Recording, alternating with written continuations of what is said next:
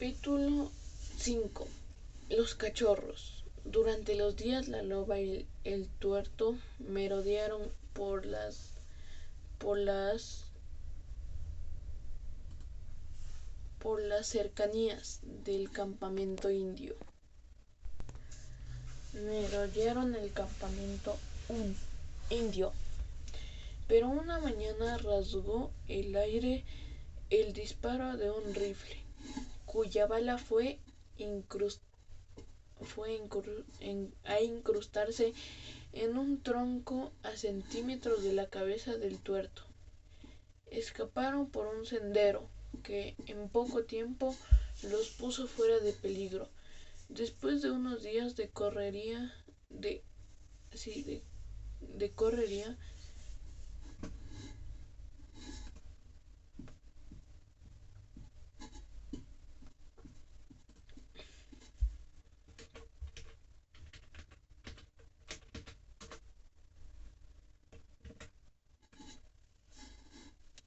correría, la necesidad de la loba de encontrar lo que estaba buscando se hizo más imperativa. Estaba muy pesada y no podía correr. Su agresividad era ahora peor que nunca, aunque el tuerto se mostraba cada día más paciente y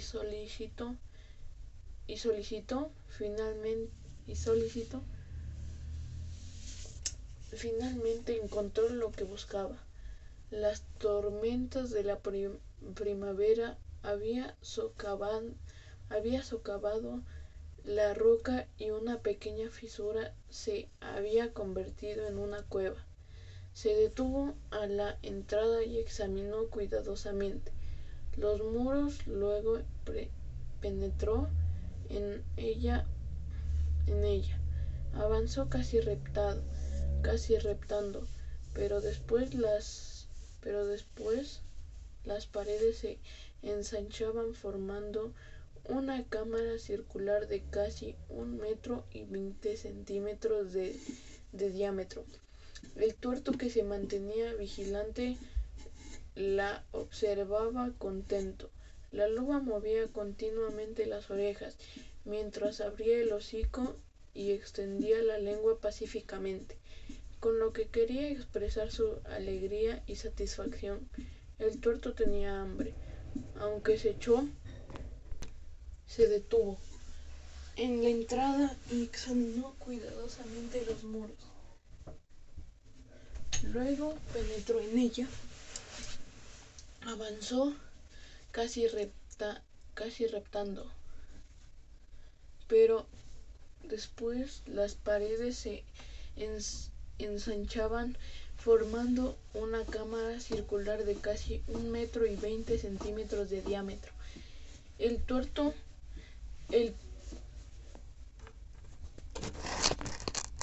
tuerto que se mantenía vigilante la observaba contento.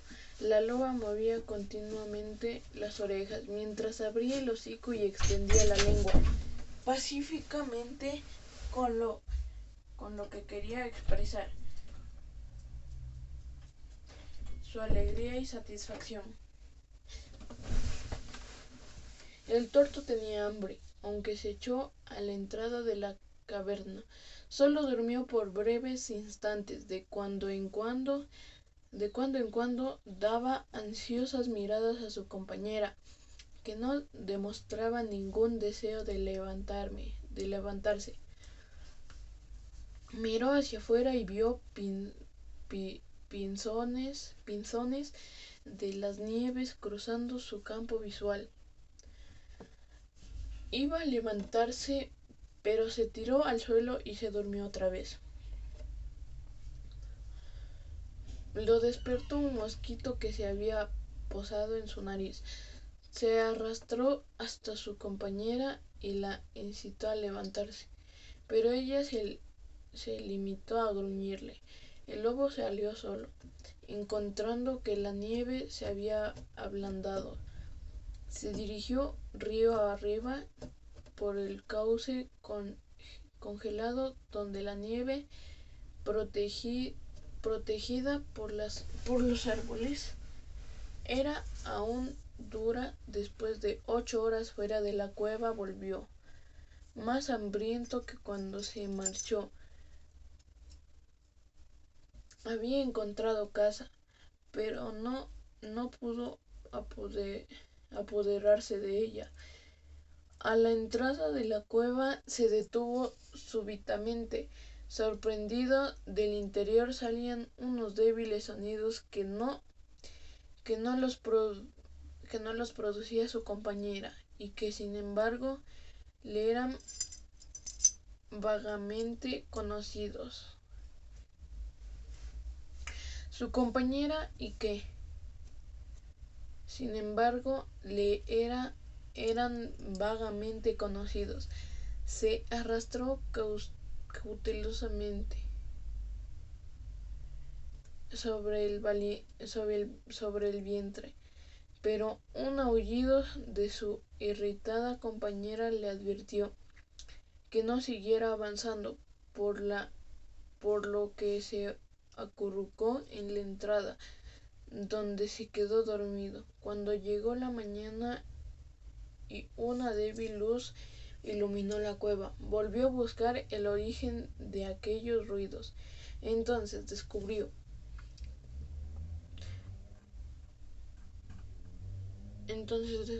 5 pequeños seres vivientes,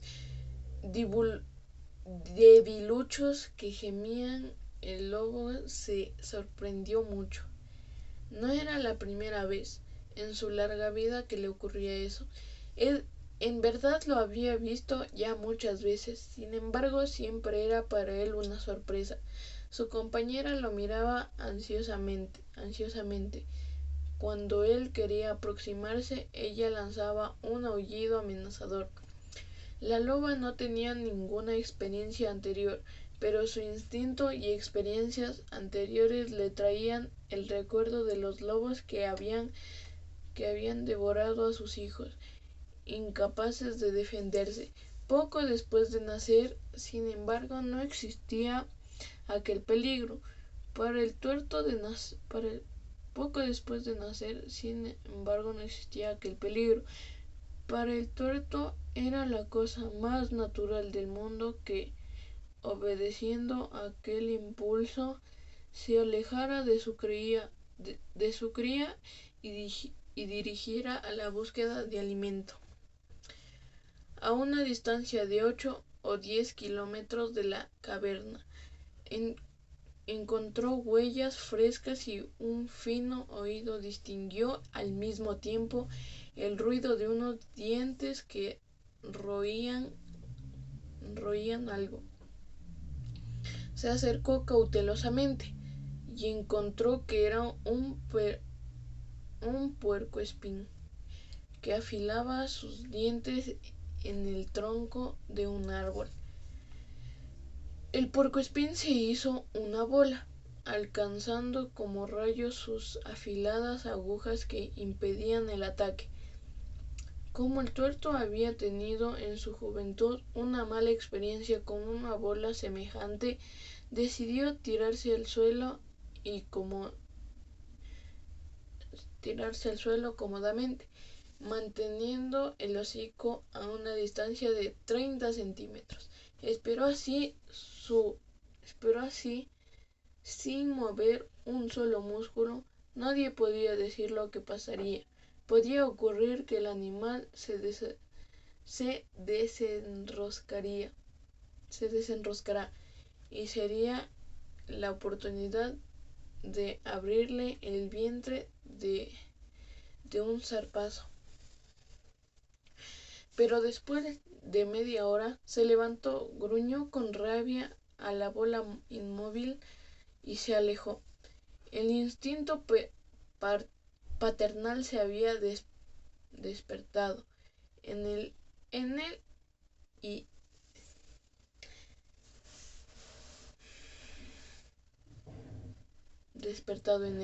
y debía encontrar alimento. En la tarde se encontró una gallinacea que estaba sobre un tronco a menos de 30 centímetros de su nariz. Ambos se vieron al mismo tiempo. El ave intentó elevarse de improviso, pero el lobo le dio un golpe con sus patas, salió sobre ella y la atrapó con los dientes. Entonces recordó su obligación, se contuvo y emprendió el viaje de regreso. Mientras corría, observó unas grandes huellas en la nieve, cómo seguían el mismo camino que llevaba. Se preparó a hacer frente al animal que les había dejado en cualquier punto del río, protegiéndose detrás de una roca. Asomó la cabeza, viendo algo que lo hizo echarse inmediatamente. Un lince hembra de gran tamaño estaba echado, como había estado él mismo unas horas antes, frente a la encogida bola de espinas. El tuerto se deslizó como una sombra y dio una vuelta alrededor de ambos hasta que se encontró muy cerca. Se echó en la nieve y al lado de su presa vigilaba aquel juego de vida y de muerte que se desarrollaba delante de sí. El lince trataba de comer y el puercoespín de no ser comido. Pasó una hora y nada ocurría. La loba espinosa bien podía ser una piedra. El lince se había petrificado.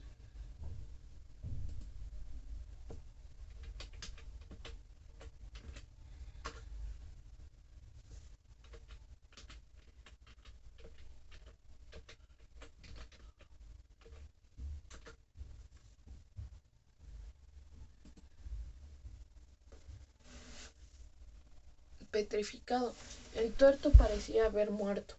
Sin embargo, los tres animales nunca habían estado tan vivos como en esa ocasión.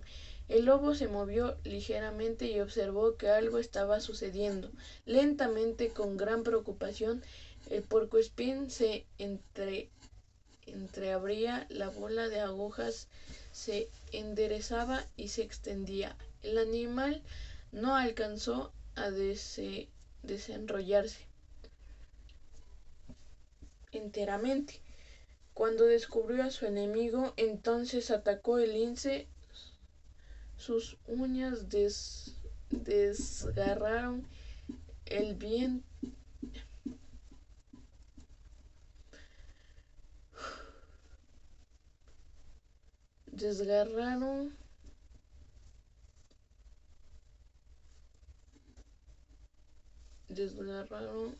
vientre indefenso, casi por completo, pero al mismo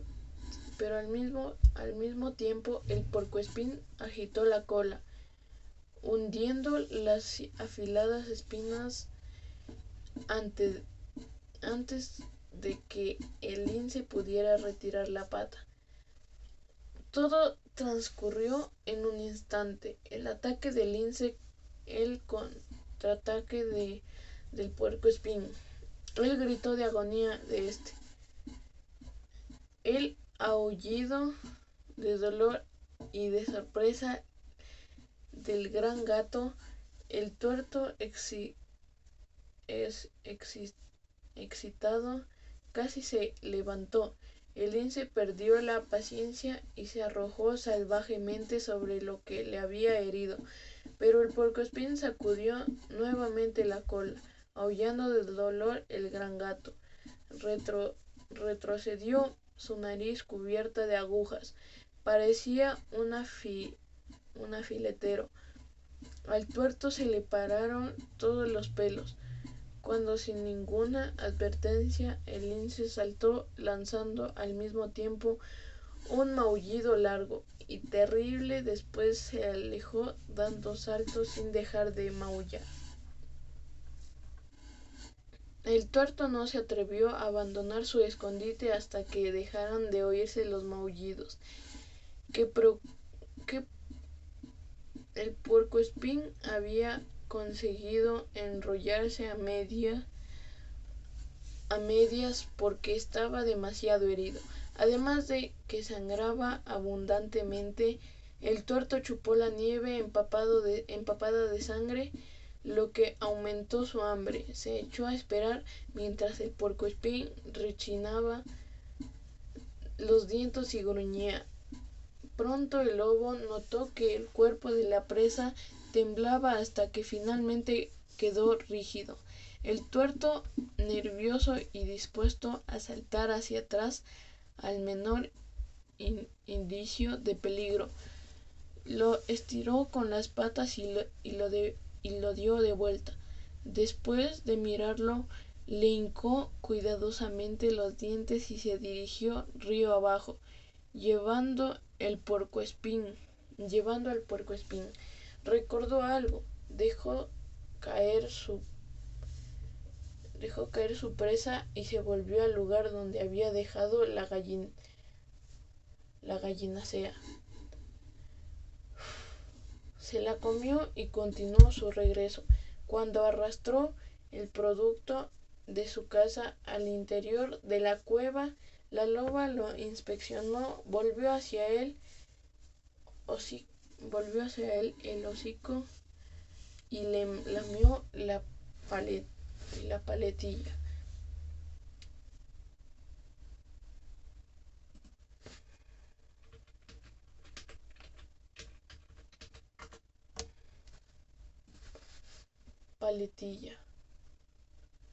Pero luego lo alejó de los cachorros, mostrándole los dientes menos dura que lo usual. Disminuía el miedo instintivo de la hembra por el padre de su cría. El tuerto se portaba como corresponde a un lobo y no devoraría aquellas vidas que ella había traído al mundo.